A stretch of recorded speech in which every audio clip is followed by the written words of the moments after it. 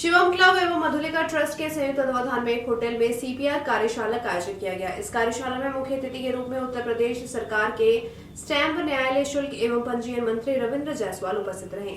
कार्यशाला के विशिष्ट अतिथि के रूप में प्रदेश के जाने माने सीपीआर विशेषज्ञ और राजकीय चिकित्सा अधिकारी डॉक्टर शिवशक्ति प्रसाद द्विवेदी ने भाग लिया। इस अवसर पर डॉक्टर द्विवेदी ने मंत्री रविंद्र जायसवाल समेत अन्य उपस्थित सदस्यों को कार्डियक अरेस्ट के दौरान सीपीआर के महत्व और उसकी उपयोगिता के बारे में जानकारी दी।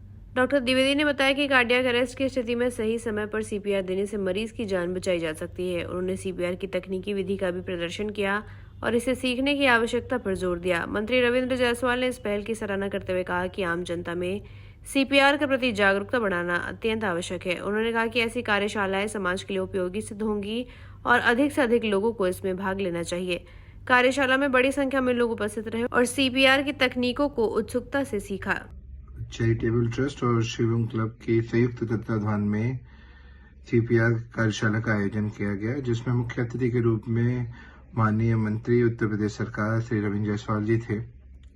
ये आज का कार्यक्रम का जो मुख्य विषय है वो सीपीआर पर आधारित था। सीपीआर एक प्रकार की आपातकालीन प्रक्रिया है जिसकी मदद से किसी रुके हुए हृदय को पुनर्जीवित किया जा सकता है।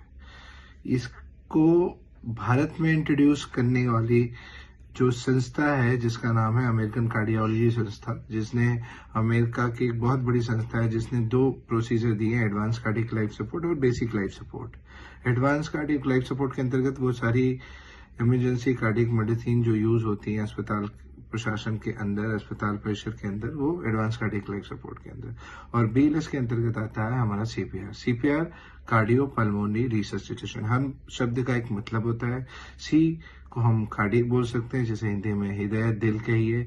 पी का मतलब होता है आपका पल्मोनरी सिस्टम, जिसे लंग्स कहिए, फेफड़ा कहिए। और आर का मतलब होता है रिससिटेशन, मतलब रुके हुए हृदय और लंग्स को पुनर्जीवित करने की प्रक्रिया का नाम है सीपीआर। सीपीआर व्यक्ति के जमीन के गिरने के 3 मिनट के अंदर अंदर हमें पता करना है कि व्यक्ति जीवित है या मर चुका है, और इसी 3 मिनट के अंदर अंदर हमको सीपीआर को एग्जीक्यूट करना है। इसके लिए प्रमुख बातों का जानना आवश्यक है कि सीपीआर के लिए क्या क्या प्रिकॉशन रखने चाहिए।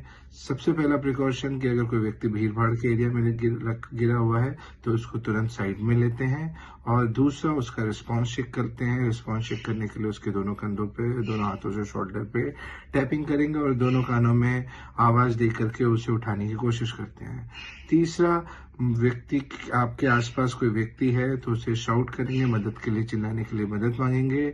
और जो इम्पोर्टेंट चीज है कि व्यक्ति की सांसें चल रही है या नहीं चल रही है, उसे चेक करने के लिए अपने कानों को उस गिरे हुए व्यक्ति के मुंह और नाक के पास ले जाएंगे और तकरीबन 10 सेकंड तक, एटलीस्ट 10 सेकंड तक हम ये देखेंगे कि उसकी सांसें चल रही है या नहीं चल रही है। अगर नहीं चलेगी तो अपनी हथेली को दोनों हाथों से बांध करके छाती के बीचों बीच हाथ को रख कर 30 बार छाती पे दबाव डालेंगे, और ये दबाव की जो डेप्थ होगी वो 2 इंच होनी चाहिए।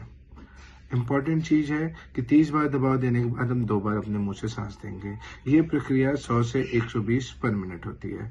अगर समय रहते सीपीआर दिया जाए तो हम व्यक्ति की जान बचा सकते हैं।